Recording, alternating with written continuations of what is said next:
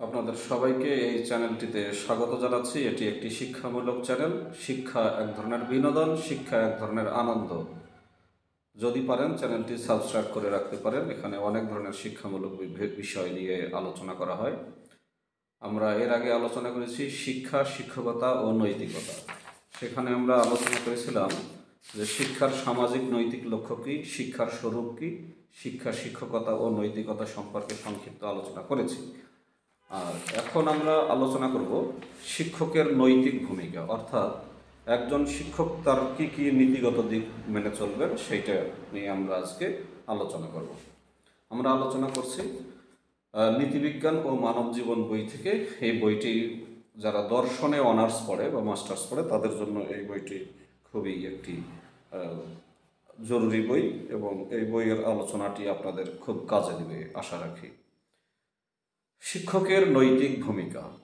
নিজের বাল্য যৌবনের শিক্ষকদের শিক্ষাদান ও চরিত মানুষ সম্পর্কে এতগুলো কথা বলার আদৌ যদি কোনো মূল্য থেকে থাকে, তা হলো আমাদের এই আন্তরিক উপলব্ধি যে একজন নিবেদিত প্রাণ শিক্ষকের প্রধান নৈতিক দায়িত্ব ও দায়বদ্ধতা তার কোমলমতি ছাত্রছাত্রীদের প্রতি। তার লক্ষ্য হওয়া উচিত ছাত্রছাত্রীদের মেধা, মস্তিষ্ক ও ব্যক্তিত্বকে এমনভাবে পরিগঠন করা যাতে করে তাদের কোমল মনে শুভবুদ্ধি, দেশপ্রেম ও ব্যাপক মানব কল্যাণের প্রেরণা সৃষ্টি হয়। তারা যেন কালক্রমে দেশ ও দশের যথাযথ সেবা করতে পারে। জ্ঞান অর্জন, গবেষণা ও শিক্ষাদানের ক্ষেত্রে দক্ষতা অর্জন এমন একটি গুরুদায়িত্ব যা কোনো শিক্ষকই উপেক্ষা করতে পারে না। যদি কেউ তা করেন তাহলে তার পেশাগত মর্যাদা এবং দেশ ও দশের সামগ্রিক কল্যাণ ক্ষুণ্ণ হতে বাধ্য। একজন শিক্ষকের মূল কর্তব্য যদি হয় পাঠদান, তাহলে তার প্রথম ও প্রধান দায়িত্ব হবে সফল পাঠদানের জন্য প্রয়োজনীয় জ্ঞানার্জন ও সত্যানুসন্ধান। শিক্ষক নিজেই যদি পর্যাপ্ত জ্ঞানের অধিকারী না হন, গবেষণার মাধ্যমে নতুন নতুন সত্য উদ্ঘাটনে যদি তার আগ্রহ না থাকে, তাহলে তিনি শিক্ষার্থীদের দার্শনিক ও দিশারি কিভাবে হবেন? একথা বিশেষভাবে প্রযোজ্য উচ্চশিক্ষার ক্ষেত্রে, বিশেষ করে বিশ্ববিদ্যালয় পর্যায়ের শিক্ষকদের বেলায়। এ বিবেচনায় পূর্ণাঙ্গ বিশ্ববিদ্যালয় বলতে বোঝায় এমন একটি বিদ্যাপীঠকে যেখানে সমান তালে চলতে থাকে জ্ঞান আহরণ ও বিতরণের, গবেষণা ও বিদ্যাদানের সম্মিলিত কর্মপ্রবাহ। আর পরিপূর্ণ শিক্ষক বলতেও এমন একজন অনুসন্ধানী পণ্ডিত ব্যক্তিকে, যিনি একাধারে জ্ঞান আহরক, একাধারে সত্য উদ্ঘাটক এবং জ্ঞান ও সত্যের নিবেদিত প্রাণ পরিবেশক।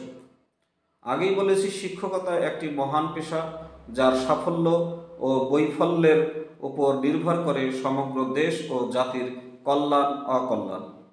আর এজন্যই এ পেশায় সবাই দেখতে চান এমন কিছু বিদ্যানুরাগী ভালো মানুষকে, যারা কেবল অসাধারণ মেধার অধিকারী নন, শিক্ষকতা পেশার প্রতি নিবেদিত প্রাণও বটে।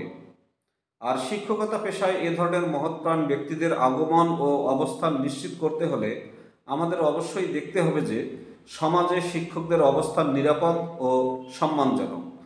আমরা যদি উপযুক্ত ও নিবেদিত প্রাণ ব্যক্তিদের শিক্ষকতা পেশায় আকৃষ্ট করতে ও প্রতিষ্ঠিত দেখতে চাই, তাহলে আমাদের নির্দ্বিধায় এমন আস্থা তৈরি করা দরকার যেখানে শিক্ষকতা কেবল একটি মহান পেশাই নয়, নিরাপদ জীবন জীবিকার উপায়ও বটে। শিক্ষকদের মধ্যে অবশ্যই প্রতিযোগিতা থাকবে, আর সেটি হবে জ্ঞান কেন্দ্রিক।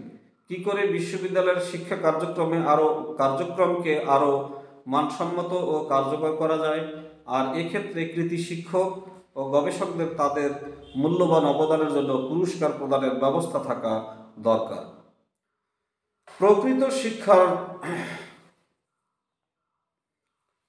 প্রকৃত শিক্ষার লক্ষ্য কেবল জ্ঞান আহরণ ও বিতরণই নয়, একই সঙ্গে সত্যানুসন্ধান, সত্যার্জন তথা মহৎ মানবোচিত জীবনও বটে। শিক্ষাবিদরা যখনই এই আদর্শ থেকে বিচ্যুত হন, তখনই হুমকির সম্মুখীন হয় শিক্ষার স্বাভাবিক পরিবেশ। তখনই ক্রমে ক্রমে পণ্ডু হতে চলে শিক্ষার নৈতিক ও মানবিক লক্ষ্য। একথা বলার অপেক্ষা রাখে না যে অবাধ ও নিরপেক্ষ অনুসন্ধানের বৌদ্ধিক স্বাধীনতা ব্যতি রেখে কখনো সত্য অর্জন করা যায় না। আর তা নয় বলেই শিক্ষকদের থাকা চাই মত প্রকাশের প্রয়োজনীয় স্বাধীনতা। শিক্ষা প্রতিষ্ঠান হওয়া চাই বাইরের অযাচিত হস্তক্ষেপ মুক্ত। স্বাধীন অনুসন্ধানের ফলে কোনো প্রচলিত বিশ্বাস, ধারণা বা মতবাদ ভ্রান্ত ও ক্ষতিকর প্রমাণিত হতে পারে।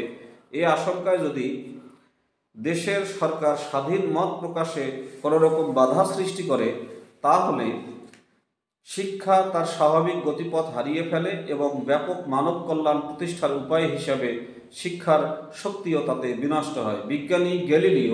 বিজ্ঞানী গ্যালিলিওর জন্ম 1564 সালে এবং মৃত্যু 1642 সালে, অর্থাৎ শেক্সপিয়ারের সমসাময়িক। গ্যালিলিও যখন তার জ্যোতির্বিদ্যার সুবিখ্যাত মতবাদটি প্রকাশ করেন, তখন তাকে ঐশ্বরিক সত্য ও ঈশ্বরের বিধান বিরোধী প্রচারের দায়ে অভিযুক্ত করা হয়। প্রত্যুত্তরে গ্যালিলিও তার বিচারকদের বলেছিলেন, একজন বিজ্ঞানী হিসেবে আমার সামনে ঐশ্বরিক সত্যের বিরুদ্ধাচরণ না করার একটি পথই খোলা আছে, আর সেটি হলো আমার আবিষ্কৃত সত্যকে প্রকৃত সত্য হিসেবে হাজির করা। পরবর্তী প্রজন্মের তথা ইতিহাসের রায় গ্যালিলিওর পক্ষে গিয়েছে। গ্যালিলিওর এই সাহসী পদক্ষেপ স্বাধীন জ্ঞান অনুশীলন ও সত্য অনুসন্ধানের দৃষ্টান্ত হিসেবে উজ্জ্বল ও ভাস্বর হয়ে আছে। তবে শিক্ষক ও গবেষকদের এই স্বাধীনতার দাবি উত্থাপন করতে গিয়ে আমাদের অবশ্যই মনে রাখতে হবে যে কোনো বিতর্কিত বিষয় আলোচনা করতে গিয়ে কোনো শিক্ষক যেন ব্যক্তিগত একপেশে মতামত, বিশেষত ধর্মীয় ও রাজনৈতিক ব্যাপারে শিক্ষার্থীদের উপর চাপিয়ে দেওয়ার চেষ্টা না করেন, কারণ তাতে সংশ্লিষ্ট শিক্ষক পক্ষপাত দুষ্ট বলে চিহ্নিত হবেন। শিক্ষকতা ও জ্ঞান গবেষণার ক্ষেত্রে আমরা চাই এমন নির্ভেজাল স্বাধীনতা, যেখানে পরিস্ফুট হবে শিক্ষকদের বৌদ্ধিক ও নৈতিক অখণ্ডতা এবং সত্য উদ্ঘাটনের আন্তরিক চেষ্টা। সুতরাং কি ক্লাস কক্ষে কি বাইরে সভা সমিতিতে শিক্ষকদের অবশ্যই দেখতে হবে যে তারা যখন যা বলছেন ও লিখছেন, তাতে যেন তাদের জ্ঞানার্জন ও সত্য উদ্ঘাটনের অকৃত্রিম প্রয়াসে কোনো বিঘ্ন না ঘটে। কোনো শিক্ষক যদি কোমলমতি শিক্ষার্থীদের আস্থা ও সম্মানের সুযোগ নিয়ে উদ্দেশ্য প্রণোদিত কিংবা পক্ষপাতমূলক শিক্ষা দেন, তা হবে মহান শিক্ষকতা পেশার জন্য অবমাননাকর একটি নৈতিক বিচ্যুতি। কোনো মতের সমর্থনে কিংবা বিরুদ্ধে আমরা যখন যা বলি, তা হবে যুক্তি নির্ভর। এটাই শিক্ষক হিসাবে আমাদের কাছে সমাজ ও শিক্ষার্থীদের প্রত্যাশা। শিক্ষকদের রাজনৈতিক কর্মকাণ্ডের সঙ্গে যুক্ত হওয়া উচিত কি না, এ প্রশ্ন নিয়ে আজকাল ব্যাপক আলোচনা ও বিতর্ক চলছে। আমার মতে শিক্ষকরা দেশ ও সমাজের অংশ, সুতরাং সমাজের অন্যান্য সচেতন নাগরিকের ন্যায় তাদেরও রাজনীতি নিয়ে ভাবার এবং স্বাধীনভাবে নিজেদের গণতান্ত্রিক অধিকার প্রয়োগের অধিকার রয়েছে। অন্যান্য শুভ চেতনার ন্যায় রাজনৈতিক চেতনাও তাদের সত্তার অংশ। কিন্তু বিপত্তি দেখা দেয় তখনই যখন শিক্ষকতার মূল দায়িত্বের কথা ভুলে গিয়ে কোনো শিক্ষক রাজনৈতিক দলের সঙ্গে প্রত্যক্ষভাবে জড়িয়ে পড়েন এবং সে দলের রাজনীতিকে শিক্ষাঙ্গনে আমদানি করার প্রয়াস পান। ফলে এ শিক্ষকদের পেশাগত দায়িত্ব ও নৈতিক অখণ্ডতা প্রশ্নের সম্মুখীন হয়। বিগত বেশ কয়েক বছর ধরে লক্ষ্য করছে যখন যে রাজনৈতিক দল রাষ্ট্র পরিচালনা করেন, তারা শিক্ষকদের দিয়ে বিশ্ববিদ্যালয়ে আধিপত্য বিস্তারে সচেষ্ট হন। এই অনুগত শিক্ষকদের থেকেই উপাচার্য, উপাচার্য ও অন্যান্য প্রশাসনিক কর্মকর্তা নিয়োগ করা হয় এবং তারা সরকারের নির্দেশ অনুযায়ী বিশ্ববিদ্যালয়ের কর্মকাণ্ড পরিচালনা করেন।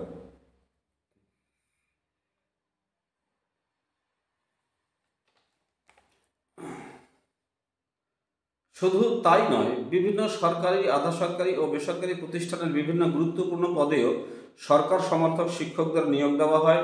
এসব ক্ষেত্রে যোগ্যতার চেয়ে আনুগত্যই বেশি প্রাধান্য পায়। শিক্ষক নিয়োগ, পদোন্নতি প্রভৃতি বিভিন্ন ক্ষেত্রে সরকারি দলের শিক্ষকরা তখন বিরোধী দলের সমর্থক শিক্ষকদের যৌক্তিক কথাবার্তা ও দাবি দাওয়াকেও আমল না দিয়ে একতরফাভাবে সরকারের হয়ে কাজ করেন। বিভিন্ন সমালোচনার মুখেও ক্ষমতার পালাবদলের মধ্য দিয়ে এ প্রবণতা দিন দিন বেড়েই চলেছে এবং সম্প্রতি তা এক সহনীয় পর্যায়ে গিয়ে পৌঁছেছে। তো আবার বলছি, আগেই বলেছি শিক্ষকতা একটি পেশা এবং এদিক থেকে এটি অবশ্যই শিক্ষকদের জীবিকা নির্বাহের একটি উপায় বা অবলম্বন। এখানে তাদের প্রতি সমাজ ও রাষ্ট্রের একটি গুরুদায়িত্ব আছে। তারা যেন অর্থনৈতিকভাবে সচ্ছল থাকে, তাদের দায়িত্ব যথাযথভাবে পালন করতে পারেন, সেজন্য তাদের উপযুক্ত বেতন ভাতা পাওয়া দরকার। কিন্তু তারপরেও কথা থেকে যায় যে জীবিকা নির্বাহের বাইরেও শিক্ষকতার একটা বিশেষ মিশন থাকা চাই, আর সেটি হবে সেবা বা সার্ভিস ও মানব কল্যাণের স্বতঃস্ফূর্ত প্রেরণা। আর এই প্রেরণা একটি মৌলিক নীতিবোধ, যার নেই তিনি যত বড় পণ্ডিত ব্যক্তি হন না কেন, তার শিক্ষকতা জীবনই বিফল। নিজের ও পরিবারবর্গের স্বচ্ছন্দ জীবনের জন্য শিক্ষক মাত্রেরই সম্মানজনক বেতন ভাতা পাওয়া দরকার বটে, কিন্তু তা না পাওয়ার অজুহাতে কর্তব্যের শিথিল, যেমন ক্লাস না নেওয়া, পড়াশোনা গবেষণায় অনীহা নৈতিক দিক থেকে কিছুতেই বাঞ্ছনীয় নয়। যতটুকু মনে পড়ে, বিগত শতাব্দীর ৮০-র দশকে জেনারেল এরশাদের শাসনামলে সাপ্তাহিক সরকারি ছুটি ২ দিন করা হয়েছিল। সারা দেশে যখন এই ব্যবস্থা কার্যকর, তখন ঢাকা বিশ্ববিদ্যালয়ের শিক্ষকরা অসহনীয় সেশনজট প্রবর্তন ও ছাত্রছাত্রীদের বৃহত্তর কল্যাণের স্বার্থে ২ দিনের জায়গায় একদিনের ছুটি বহাল রেখেছিল। একই ব্যাপারে পুনরাবৃত্তি ঘটে আওয়ামী লীগ সরকারের আমলে ১৯৯৬ থেকে ২০০১ সালের মধ্যে। শুধু ঢাকা বিশ্ববিদ্যালয় কেন, অন্যান্য অনেক শিক্ষা প্রতিষ্ঠানের শিক্ষকরা বহুভাবে এ ধরনের মহান দৃষ্টান্ত স্থাপন করে শিক্ষকতা পেশার অনন্য মর্যাদা অক্ষুণ্ণ রাখার চেষ্টা করেছেন। কিন্তু একই মুদ্রার আবার অন্য একটি পিঠও রয়েছে। যেমন শিক্ষকদের আগেই কেউ নৈতিকতার চেয়ে অর্থনৈতিক ব্যাপারটাকে বড় করে দেখেন। আজকাল প্রায়শই অভিযোগ পাওয়া যায় যে কোনো শিক্ষক নিজ প্রতিষ্ঠানের মূল দায়িত্ব যথাযথভাবে পালন না করে প্রাইভেট কোচিং করেন, এমনকি অননুমোদিতভাবে অন্যত্র কাজ করে থাকেন।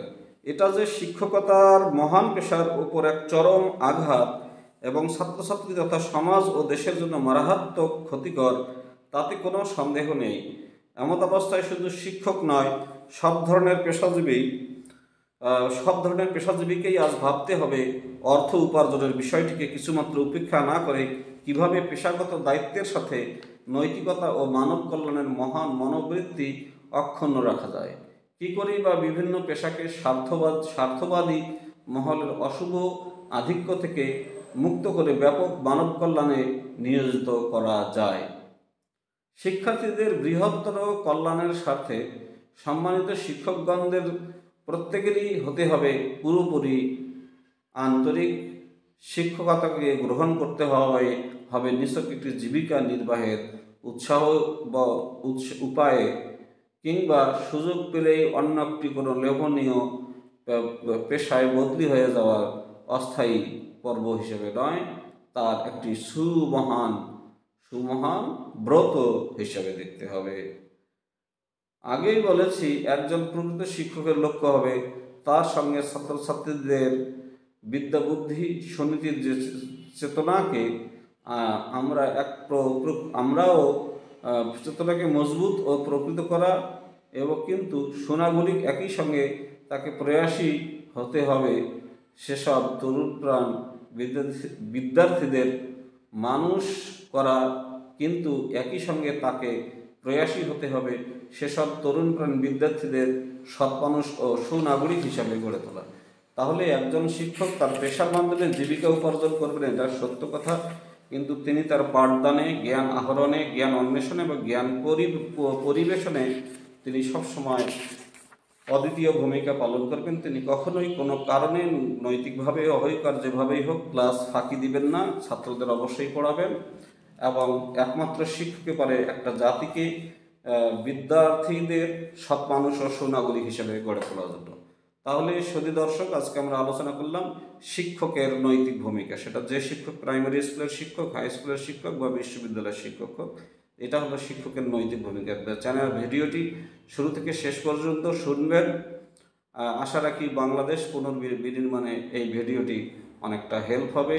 তো সবাই ভালো থাকবেন। সবাইকে আসসালামু আলাইকুম।